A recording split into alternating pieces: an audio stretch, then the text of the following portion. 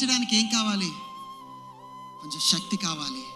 ఈ శక్తి ఈ లోకములో కలుగుతున్న ఆ బాధ నుండి, ఆ కష్టము నుండి, ఆ అవమానము నుండి, దుఃఖము నుండి నువ్వు సహింపబడాలంటే నీవుగా ఓర్చుకోలేవు.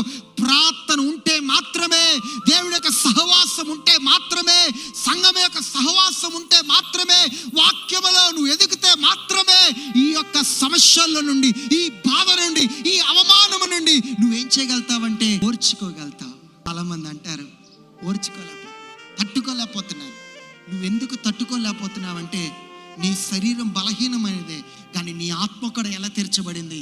బలహీనముగా తీర్చబడింది కనుక నువ్వు ఓర్చుకోలేకపోతున్నావు, నువ్వు సహించుకోలేవు. దేవుడి సల్లో మనం చేయుచున్న పని అదే. ప్రార్థన ఎందుకు చేస్తున్నానయ్యా? అలా నా ఆత్మని నూతన పరిచయ, సహించే కృపని దయచే, ఓర్పు దయచే. ఈ లోకస్తుల వలె నేను ప్రవర్తించకుండా నా ఆత్మ నన్ను తిరిగి నూతన పరిచయ, నన్ను బలపరిచయ. ఎందుకే ప్రార్థన చేయాలి? ఎందుకే మనము ప్రార్థనలో ఎదగాలి?